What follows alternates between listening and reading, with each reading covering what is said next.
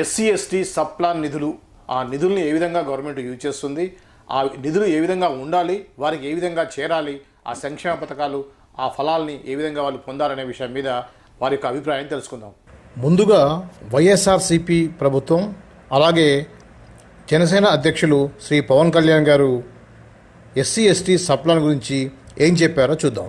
అదేవిధంగా పోస్ట్ మెట్రిక్లకు సంబంధించి విద్యార్థులు అయితే దరిదాపు 11,80,746 మందికి పోస్ట్ మెట్రిక్కి సహాయం జరిగితే పర్టికులర్గా ఆంధ్రప్రదేశ్లోనే 6,15,000 చిల్లర వచ్చిందంటే 52%. ఈరోజు ప్రతిపక్షాలు నిజంగా దళితుల మీద ఎవరు దగ్గరగా ఉన్నారు, దళితుల మీద ఎవరు ప్రేమ చూపిస్తూ ఉన్నారు, వాళ్ళు పనిచేసినప్పుడు దళితులకు ఎంత న్యాయం చేశారు, ఇప్పుడు జగన్మోహన్ రెడ్డి గారు ఎంత చేస్తూ ఉన్నారో చాలా దగ్గరగా కనిపిస్తూ ఉంది. కేంద్ర గణాంకాలే ఈరోజు దళిత సబ్ ప్లాన్ ఇంప్లిమెంట్ చేయడంలో దేశంలోనే 98% ఒక ఆంధ్రప్రదేశ్లో చేస్తుంటే రిమైనింగ్ మిగిలిన రాష్ట్రాల్లో జరుగుతూ ఉందంటే ఇది నభూతో భవిష్యత్తు.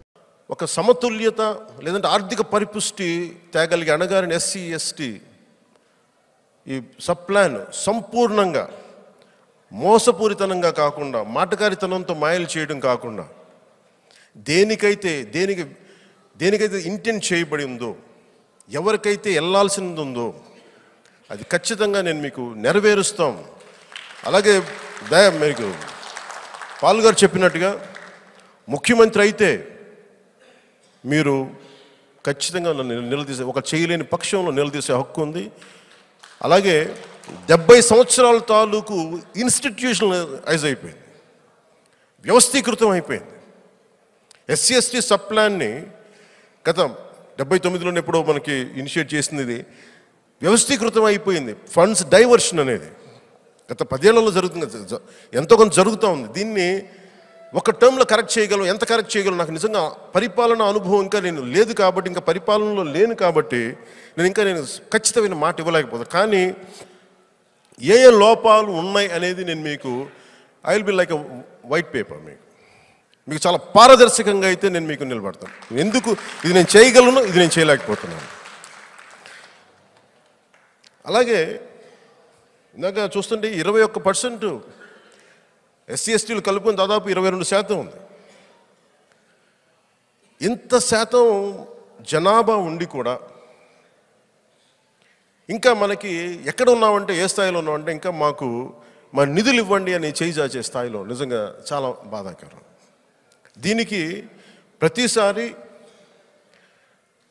ఏవైతే పాలిస్తున్నాయో ఆ వ్యక్తుల సమూహాల్ని అనడం కంటే కూడా ఒక్కసారి మనలో మనం కూడా తొంగి చూసుకోవాలి. మన వ్యవస్థల్లో, మన కులాల్లో, మన సమాజంలో, మన నాయకత్వాల్లో, మనలో ఉన్న లోపాలు ఏంటి, మనం ఎక్కడ కరెక్షన్ చేసుకోవాలి, దీన్ని కూడా దృష్టిలో పెట్టుకోవాలి.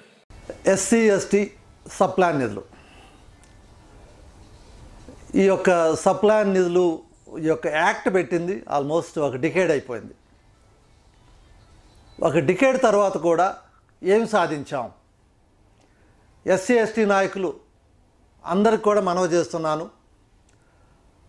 కుల నాయకులు కానీ, లేక అభివృద్ధి కోసం పోరాడే నాయకులు కానీ, లేక కుటీర పరిశ్రమ పెట్టే నాయకులు కానీ, లేక ఎవరైతే మా నిధులు మాకు కావాలని పోరాటం చేస్తున్న నాయకులందరూ కూడా నా యొక్క అపీల్, ఒక్కసారి ఆలోచించండి.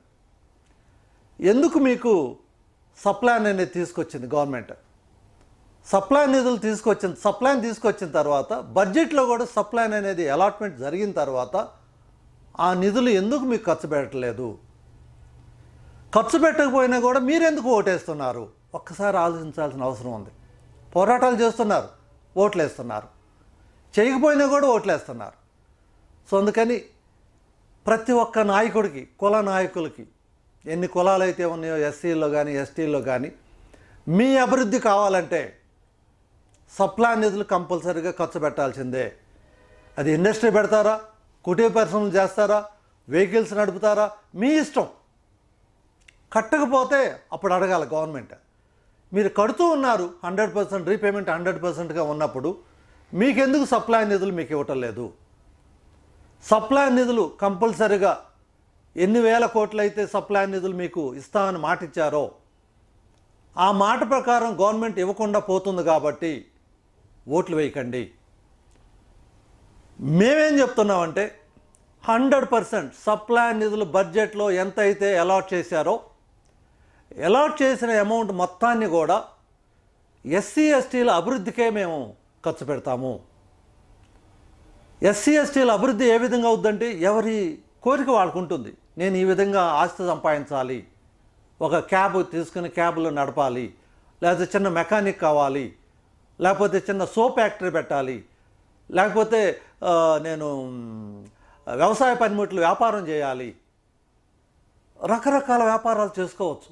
మీకు నచ్చిన వ్యాపారం చేసుకోవడానికి సప్లాన్ నిధులు వాడాలి.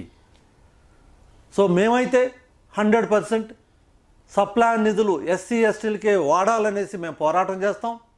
మా ప్రభుత్వం వస్తే 100% ఈ నిధులను ఎస్సీ ఎస్టీలకే వాడతాం. మీ అభివృద్ధే మా అభివృద్ధి, మీ అభివృద్ధే రాష్ట్ర అభివృద్ధి అనేటట్టుగా చేస్తాం. సంక్షేమం కూడా తప్పనిసరిగా చేస్తాము. సో అందుకని ఈ కుల నాయకులందరికీ కూడా ఎవరైతే ఎంతమంది అయితే పోరాటం చేస్తున్నారో, కులాల పేరుగా విడిపోయి పోరాటాలు చేస్తూ ఎలక్షన్ టైంకి మరలా వారికే ఓట్లేస్తూ కాలం గడుపుతున్నామో, మీ అందరికీ కూడా నా మనవి, మీరు ఏదైతే పోరాటం చేశారో ఆ పోరాటానికి విలువ కావాలంటే ఆల్ తెలుగు ప్రజా పార్టీకి ఓటేయండి. గెలుస్తుందా ఓడుతుందా అనేది పక్కన పెట్టండి. గెలవాలని ముందుకెళ్తున్నాం. లక్షల ఓట్లు కనుక రాగలిగితే పార్టీకి గెలిచినట్లు లెక్కే.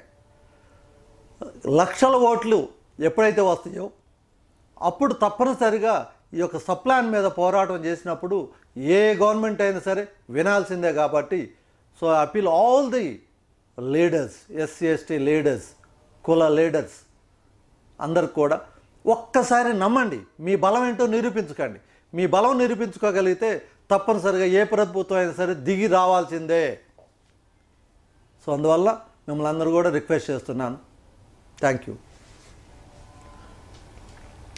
ఎస్సీ ఎస్టీ సప్లాన్ నిధులు ఆ కులాల వాళ్ళకే కేటాయించాలని, వారి యొక్క అభివృద్ధి కోసమే వాటిని వినియోగించాలని శివభాగ్యారావు గారు చాలా చక్కగా వివరించారు.